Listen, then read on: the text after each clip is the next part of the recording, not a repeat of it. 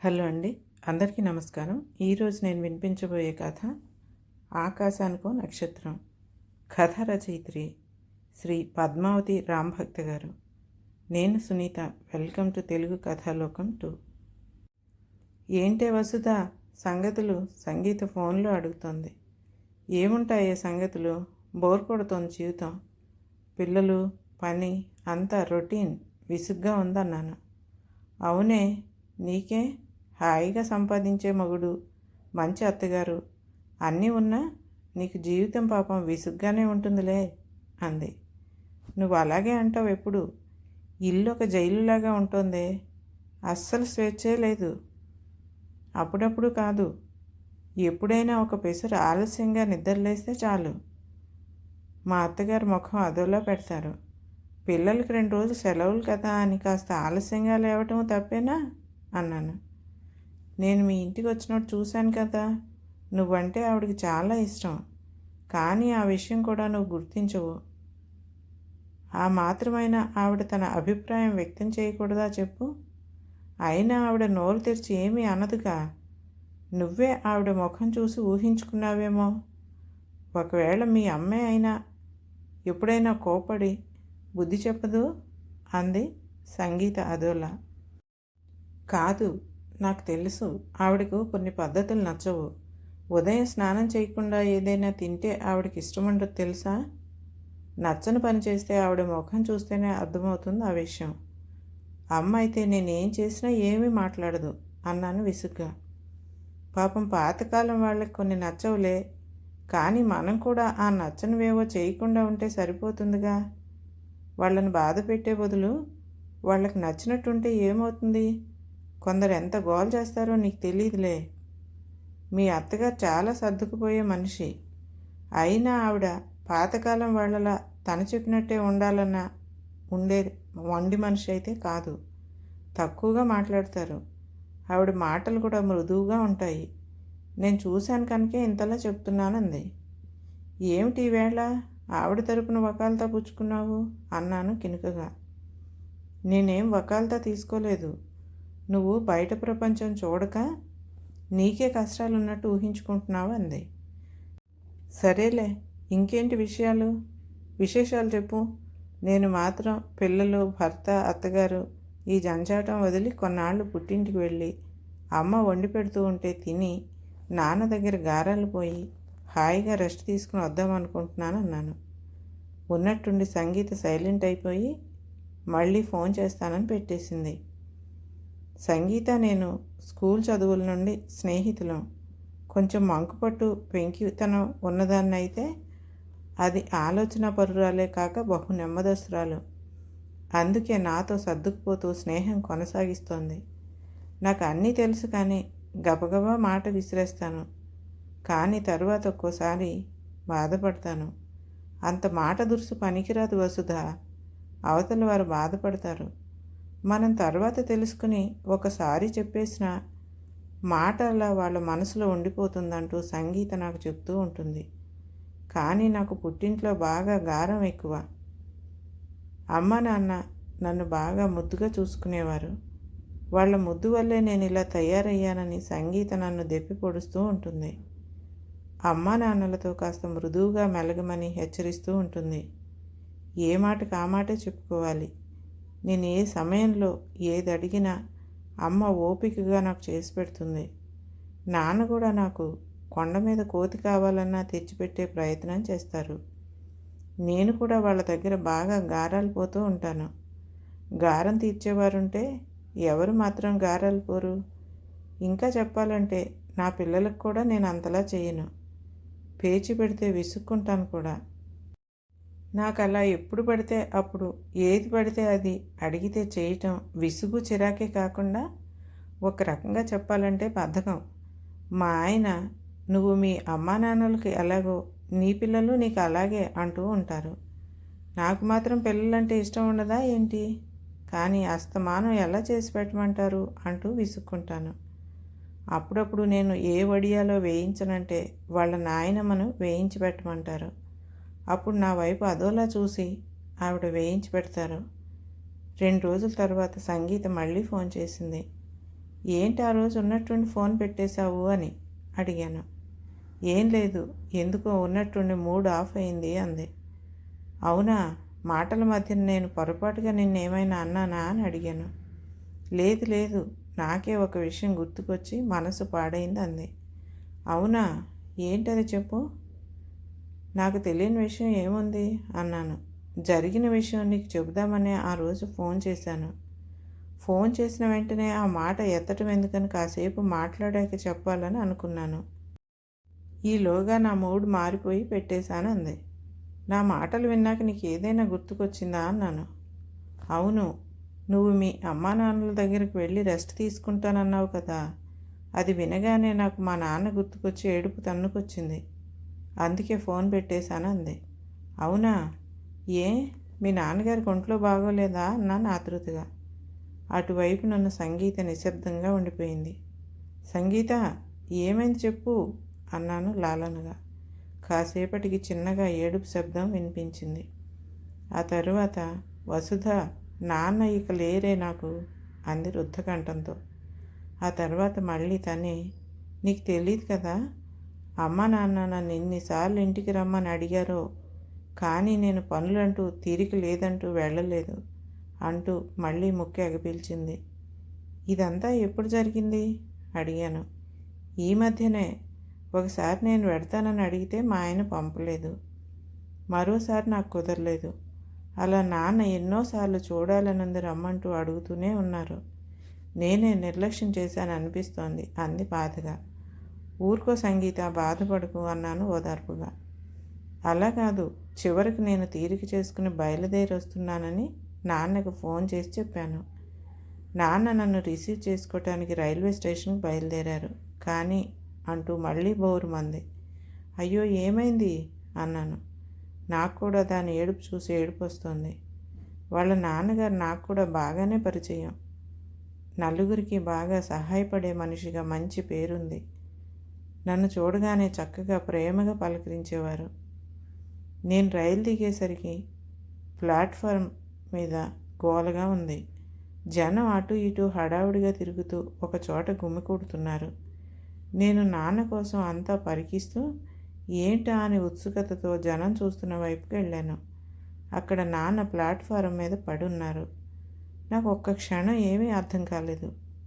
అందరూ గుమికూడి చూస్తున్నది నాన్ననా అని నేను శిలాప్రతిమనై అలా ఉండిపోయాను.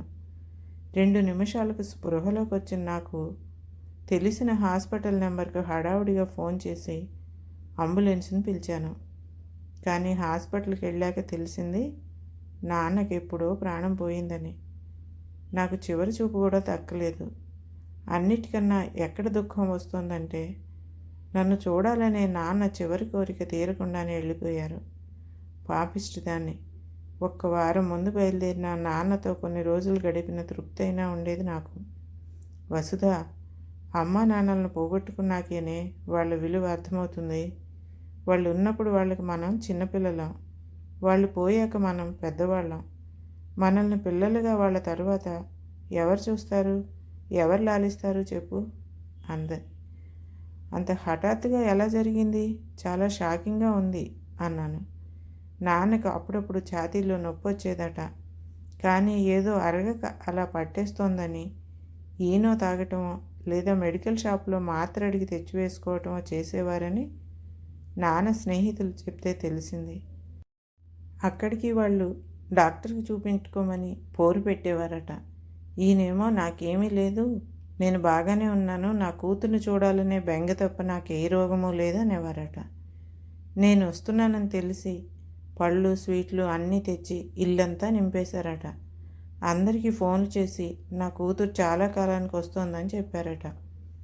తెగ సంబరపడిపోతూ నన్ను రిసీవ్ చేసుకుని ఇంటికి తీసుకెడదామని వచ్చారు పాపం.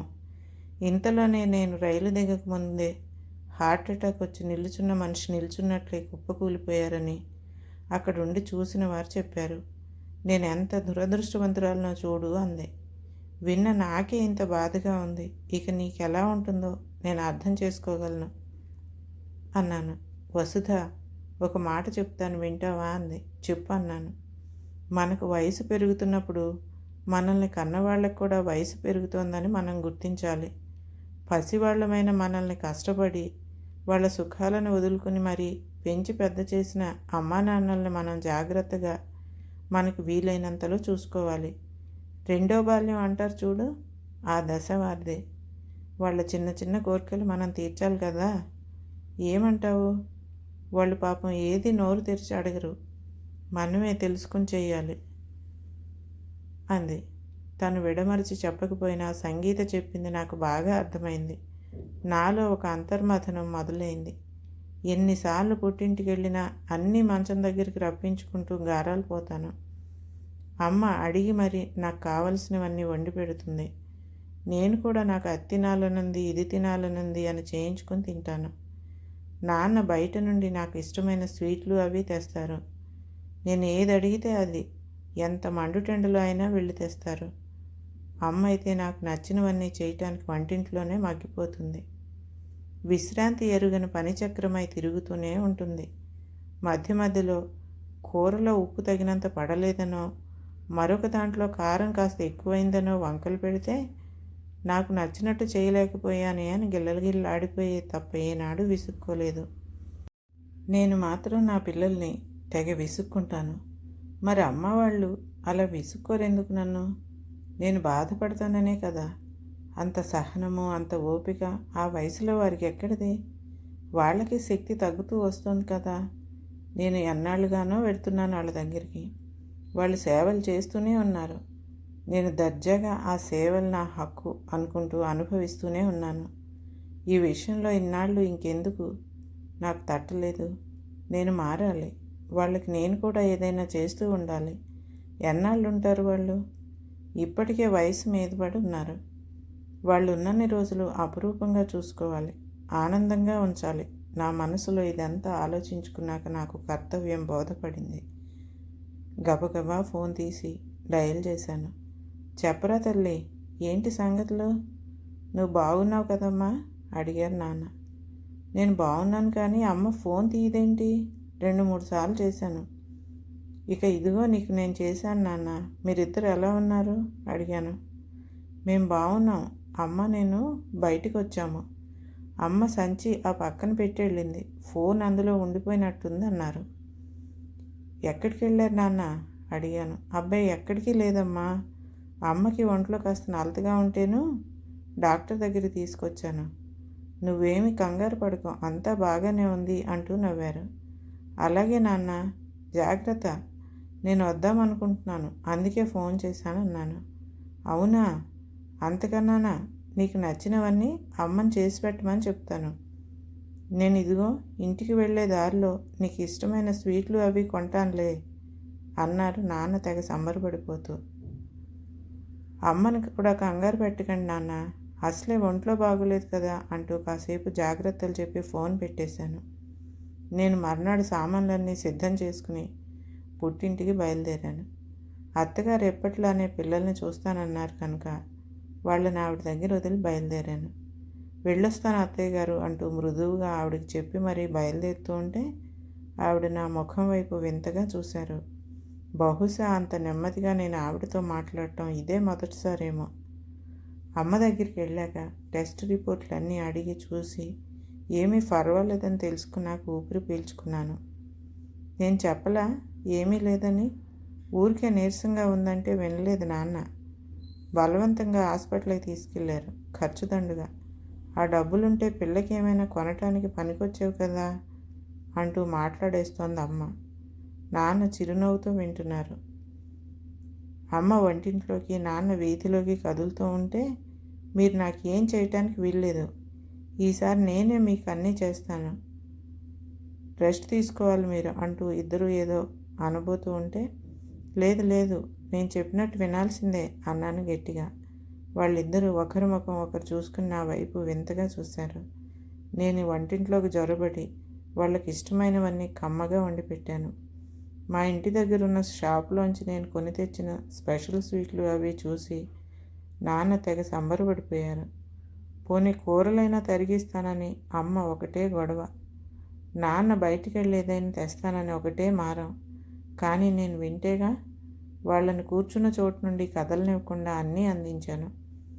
ఏ మాటకు ఆ మాటే చెప్పుకోవాలి. నాకు వాళ్ళు చేసినప్పటికన్నా 1000 రెట్లు ఆనందంగా, తృప్తిగా అనిపించింది. ఇక ఎప్పటికప్పుడు నా వీలు చూసుకుని వస్తూ పోతూ వాళ్ళని భద్రంగా చూసుకోవాలని నిర్ణయించుకున్నాను. వీళ్ళనేనా మా అత్తగారితో కూడా నా ప్రవర్తన మార్చుకుని ఆవిడతోనూ ప్రేమలో మెలగాలని నిశ్చయించుకున్నాను. సంగీతకు ఫోన్ చేసి థ్యాంక్స్ చెప్పుకోవాలి అసలు. కానీ పాపం వాళ్ళ నాన్నకు సంబంధించిన విషాదం గుర్తొస్తే మాత్రం నా మనసంతా చేదుగా అయిపోతుంది. కానీ సకాలంలో సంగీత నా కళ్ళు తెరిపించడం వల్లనే నన్ను కన్నవాళ్ళకి ఏదో ఒకటి చేయగలుగుతున్నాను. వాళ్ళ రుణం ఎప్పటికీ తీర్చుకోలేనిదే. ఇన్నాళ్ళకు కాస్తైనా దాన్ని తీర్చుకోవాలన్న జ్ఞానం కలిగింది కదా, అదే నాకు సంతోషం. చీకటి వెలుగుల గమనాలను, తుఫానులను, ఇంకా ఎన్నింటినో అనుభవించి అలసిపోయిన ఆకాశం లాంటి అమ్మా నాన్నలకు ఒక చిన్న నక్షత్రాన్ని బహుకరిస్తే ఎంత ఆనందం, ఆ ముఖాల్లో ఎంత వెన్నెల. కథ సమాప్తం. ఈ కథ కనుక మీకు నచ్చినట్లయితే లైక్ చేయండి, షేర్ చేయండి మరియు సబ్స్క్రైబ్ కూడా చేయండి.